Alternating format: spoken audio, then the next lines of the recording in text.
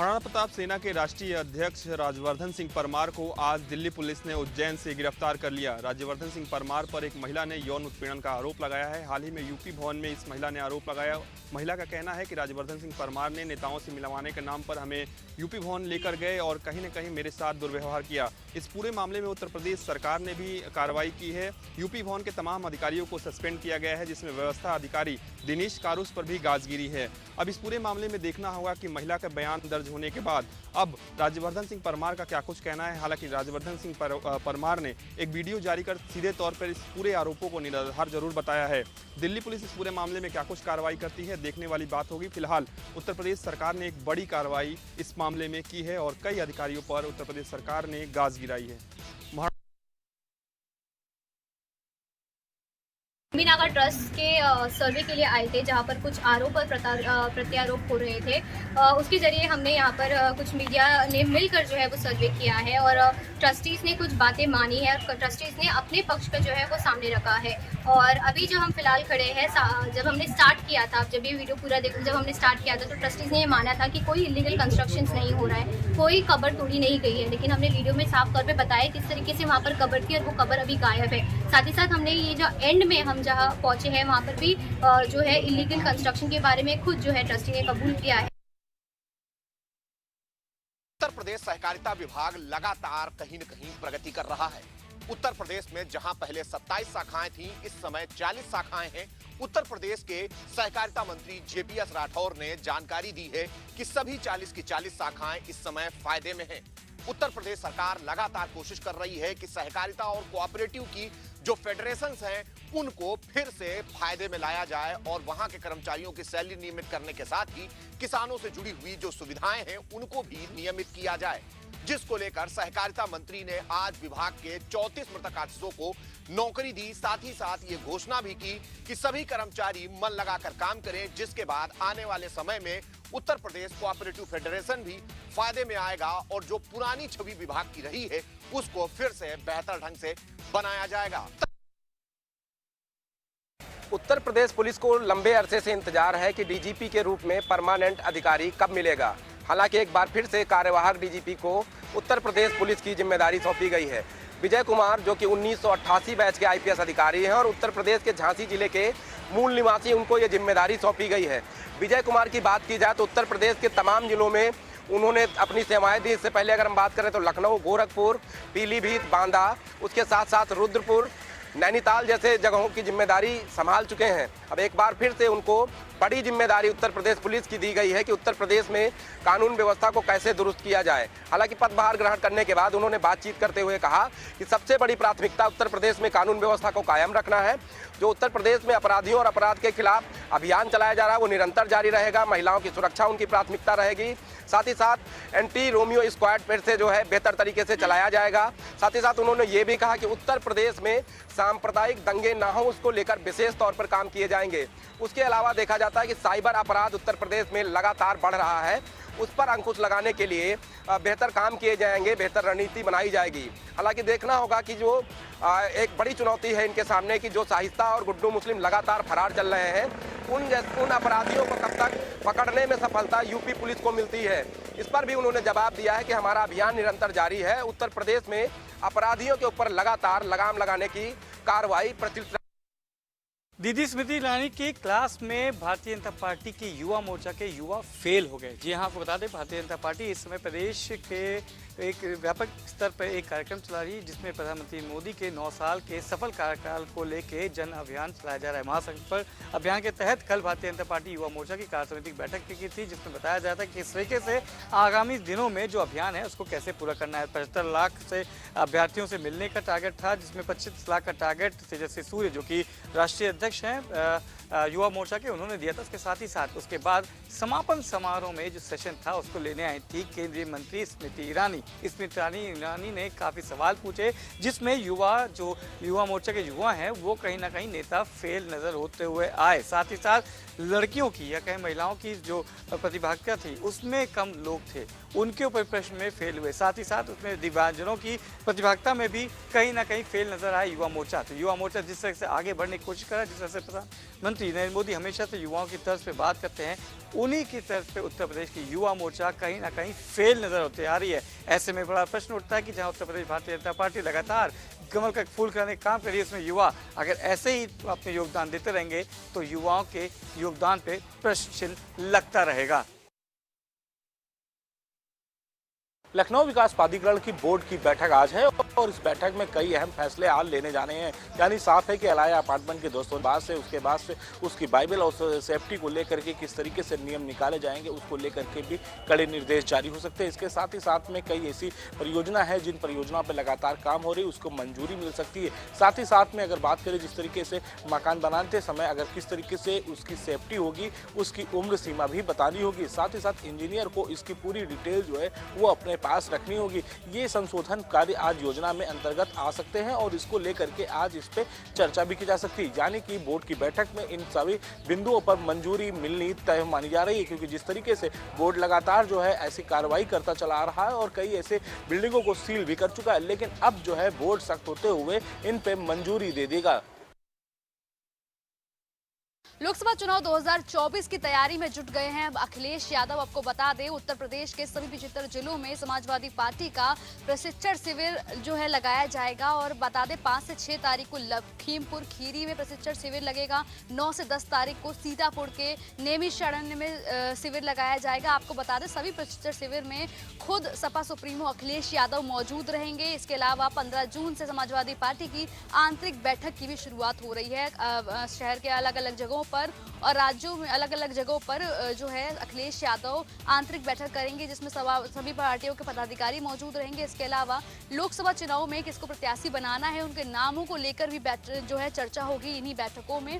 आपको बता दें सपा जो है वो पूरी ताकत झोंकने में लगी हुई है। लोकसभा चुनाव को लेकर बूथ स्तर तक, सेक्टर स्तर पर अपनी पार्टी को मजबूत कर रही है और इन सभी बैठकों में और शिविर जो प्रशिक्षण शिविर लगाए जाएंगे उन सब में भी अब समाजवादी पार्टी वोटर लिस्ट को लेकर, बूथ मैनेजमेंट को लेकर, बूथ कमेटी को लेकर चर्चा करते हुए नजर आएगी। लोकसभा चुनाव 2024 की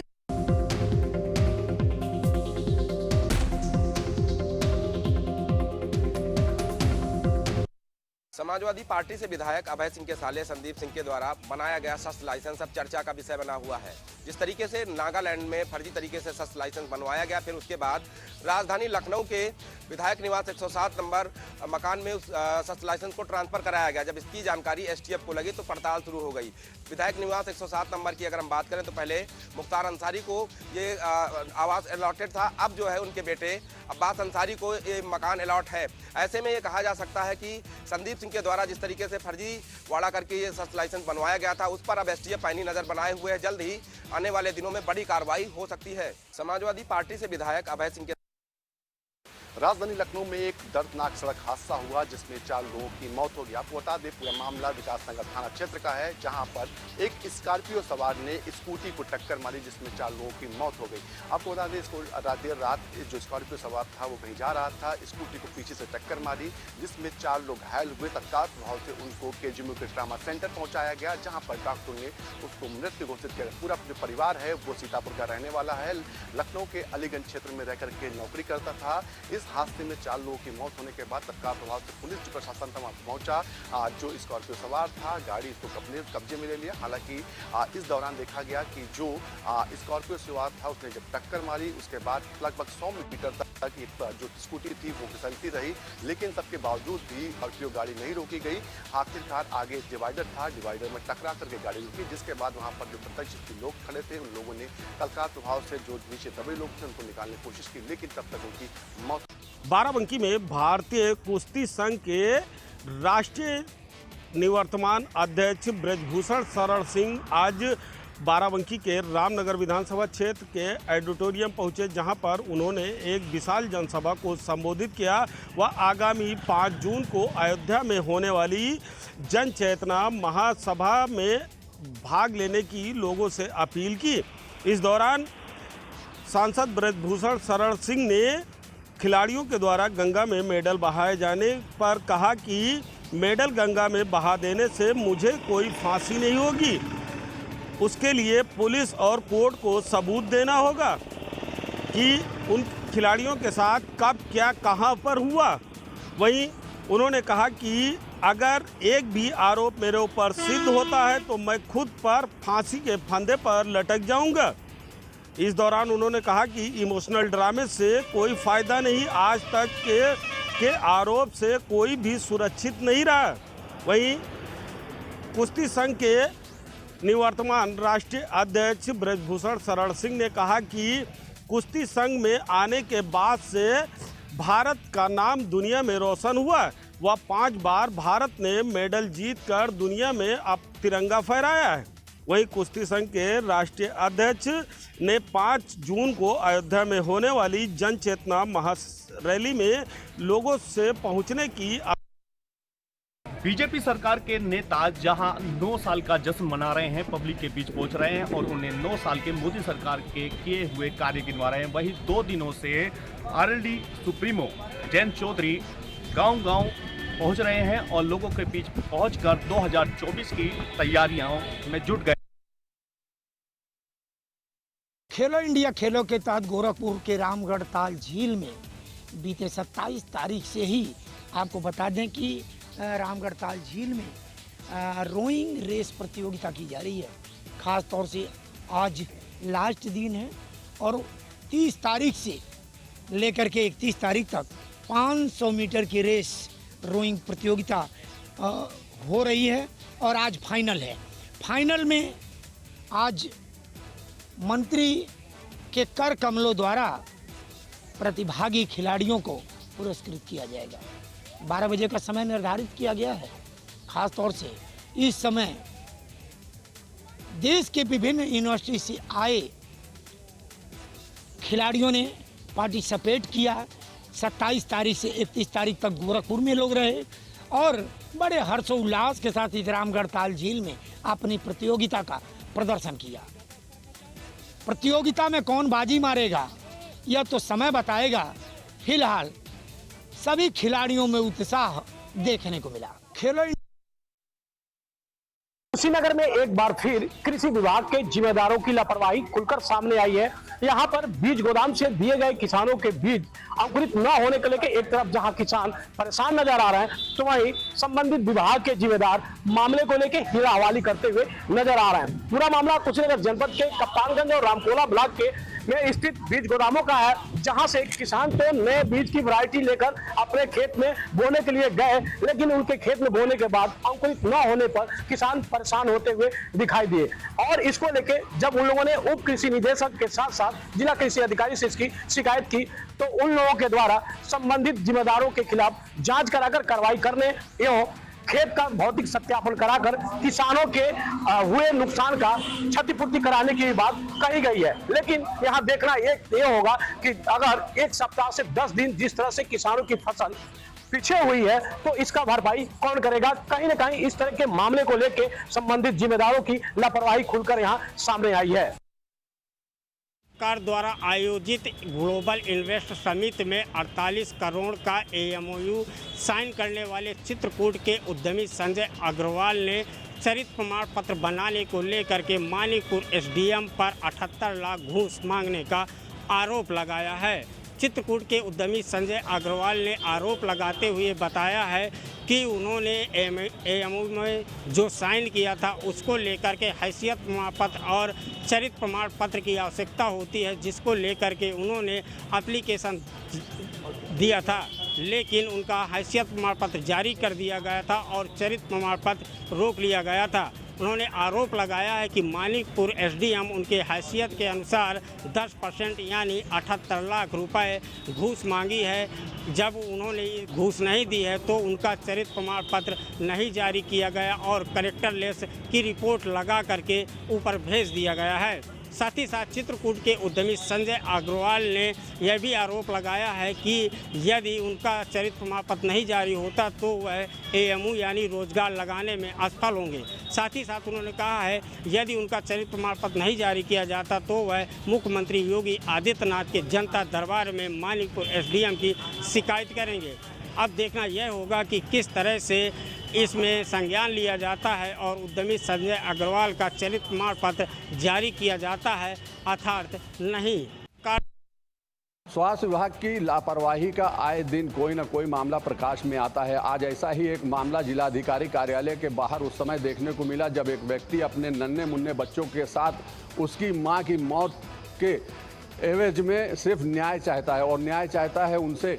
जो बड़ी लापरवाही देखने को मिली जिला अस्पताल की, जहां बड़े बड़े कैंप लगाए जाते हैं नसबंदी के, और नसबंदी कराने के बाद उनको सर्टिफिकेट तक दिया जाता है, लेकिन वो महिला प्रेग्नेंट हो जाती है और जब वो इलाज के लिए जिला अस्पताल पहुंचता है तो वहां पर एक आशा बहू के बरगलाने पर उसको एक private nursing home, Phoenix nursing home ले जाया जाता है, जहां उसके बच्चेदानी को काट दिया जाता है और इन्फेक्शन फैल जाने के बाद उसे लखनऊ रेफर कर दिया जाता है। यहाँ पर उससे लाखों रुपए की धन उगाही की जाती है और उसके बाद जब लखनऊ में उसकी मौत हो जाती है तो उसके न्याय के लिए उसका पति आज 1 साल से जिलाधिकारी, सीएमओ हर जगह न्याय के लिए दर दर भटकता है, लेकिन उसको न्याय नहीं मिले। आखिर में थक हार कर उसने मुख्यमंत्री से न्याय की गुहार लगाई और अब शासन से जांच के आदेश आ जाने के बाद स्वास्थ्य महकमे का हड़कंप मचा हुआ है। फिलहाल जिलाधिकारी से आज फिर उसने न्याय की गुहार